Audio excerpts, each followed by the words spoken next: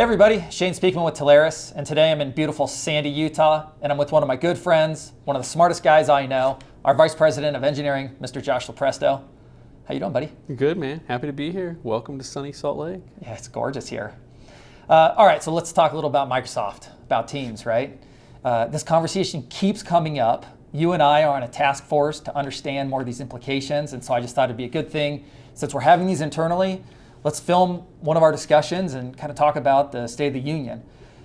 Look, obviously, everybody's heard Microsoft acquires Metaswitch, undisclosed amount. I was actually doing a partner training in the UK this morning, and they asked me about it. And of course, this is a global conversation.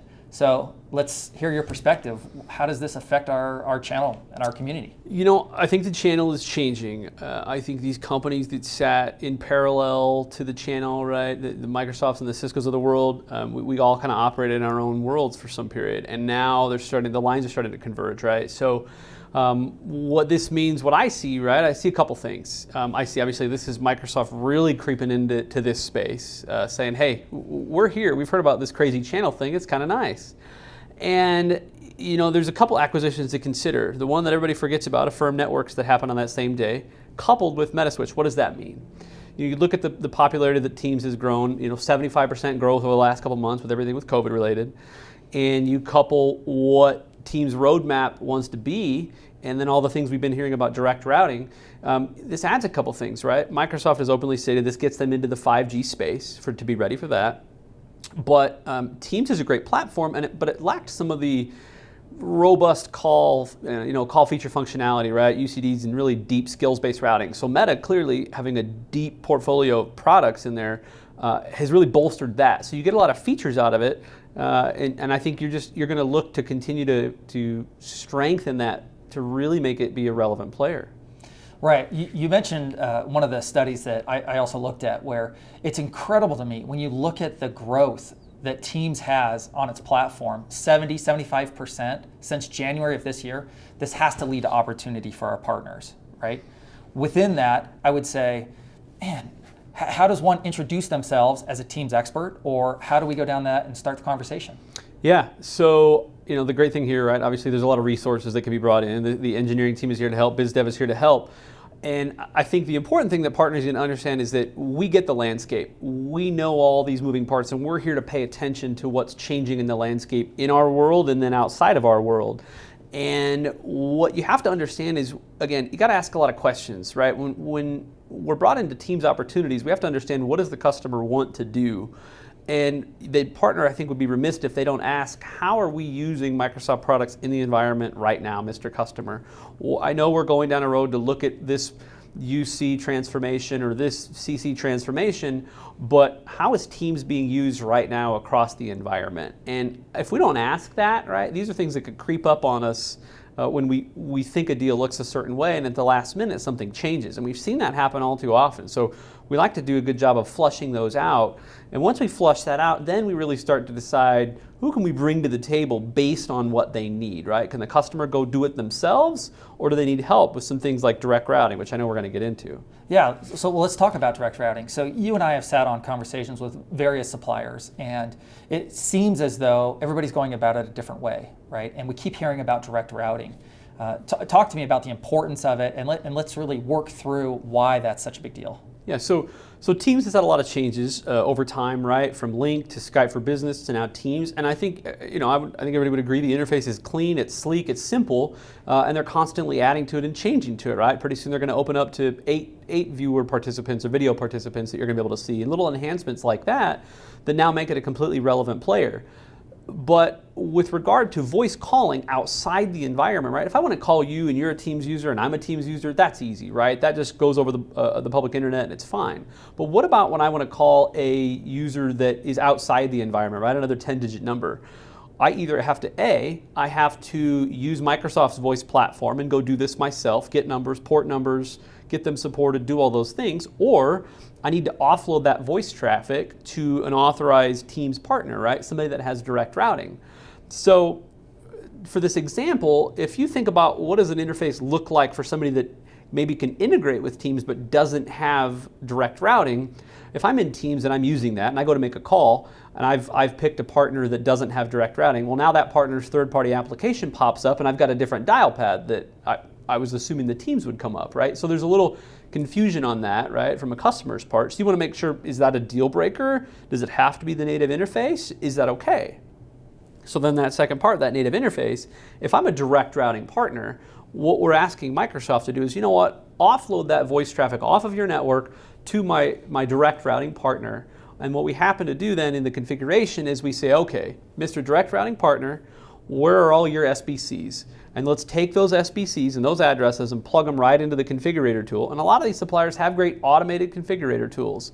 You give this UC supplier, some that we're going to talk about, 8x8, Intrado, Fuse, these others, you pump your 365 credentials right in there, and it pulls them right in, and it takes all of those SBCs and populates it right into your 365 environment for you. So then it comes a matter of functionality and cost, right? Do I want to go down the road with Microsoft myself and try to figure this out? Or do I want to bring in the direct routing partners? And so we should probably get into kind of an example of what does that look like? Right. So I can have E1s now, I can have E3s, I can have E5s. Either way, whatever I have to add Teams to it to some extent. And then I want to add to that a voice calling plan. So this is the piece where I either A, go Microsoft's voice calling plan, and I go myself, and I have a limitation of a certain amount of countries or maybe a certain amount of minutes and things like that. I deal with Microsoft for the porting, but most importantly, I deal with Microsoft for the support. And then my own people are managing the support. So I have to ask, is that what the business wants? Some do, some don't. Versus the direct routing model, where I might have a comparable voice calling plan that is a little lower in cost, and something like Net2Phone has, where it might get me into 40 countries with unlimited calling. And so what we're seeing is that the providers that we have that we're going to talk about with the direct routing partners all have subtle little nuances as they're trying to differentiate themselves. So I think it's important that we help our partners understand what those little nuances are. But again, it all comes back to, what do you want to do within the Teams environment, Mr. Customer? What are your expectations of that? Right. It's been interesting to hear different approaches and what is reality, who has a really good fit, I almost hesitate to say marketing fluff, but who's stretching with their capabilities or bolt-on applications, and who has a direct route. So look, let's talk about some of these suppliers, because clearly we've been vetting this, and I think we've got a great group, with Kobe Phillips involved and our rock star Andrew Bowser. I think it's been a really good group to look at this, but look, man, it's been a lot of information, and it's hard to digest at times. And I think we're doing a good job of putting it together. But when you look at the suppliers we've talked to, and I don't want to put you on the spot, but at the same time, I want to provide some real quantitative data into, okay, here's what we're finding. Which suppliers are you seeing can really do this and do this well? Yeah, no, it's a valid point, right? Because while we don't want to forget about anybody, we want to call out the people that are openly coming to us saying, hey, we're doing this, we're really good at it, you should think of us for this, and here's how we distinguish ourselves from trying to do it the Microsoft route. So obviously you've got, Call Tower's been doing this a long time. You've got Fuse in there, you've got 8x8 in there, you've got Net2Phone, you've got Intrado, you've got Arcadin, Evolve IP, all of these great providers that have a true direct routing offering, right? Some of them might be domestic only, some of them might be domestic and global. I'll pick on somebody here, right down the street from us, right? Let's pick on Call Tower for a minute. Somebody who's well positioned in this space, because look, they've been doing this for years and years. They're a Microsoft Gold partner, and they were a partner with Metaswitch. So for this, right, they're loving this, right? This is a great partnership for them. And so, when you find out what the actual opportunity is, what the team's requirement and expectation is, what is the business need and going to be doing, it'll help you decide, it'll help us decide which one of these suppliers that we bring in. And that's not the end of the list, right? There may be some that we're leaving off. Tomorrow, there may be another key provider of ours that becomes a direct routing partner. So we try to stay, we've been on some of these calls, right? We try to stay in front of what all their differentiators are, what some of the cost benefits are, what some of the feature benefits are, right? And who can really help complement that environment. And let's not forget, what about when those 365 licenses are up for grabs too, right? A lot of these folks out there are CSPs, and so there's ways to capture more of that revenue and not just the voice component of it here, because that's important and that opens up channels, but let's not forget about licensing as well, because if they don't have an existing CSP for their licensing, let's figure out a way to grab that and make some additional revenue on that as well. So those are all suppliers we've been having a lot of conversations with that, just when you see one that you think, it's nailed down, we see another that, that's a pretty unique differentiator too. So those are ones I pay attention to. You know, a subset of this conversation, and you mentioned Entrado, I was talking with them regarding their E911 platform, and it's amazing. It kind of goes back to the beginning when we first started talking about VoIP or hosted PBXs. At the end of the day, E911 is an important consideration. When you go to the Microsoft page, Entrado is the only supplier who works within our channel who we can access. You want to talk about the importance of that? You know, it's true.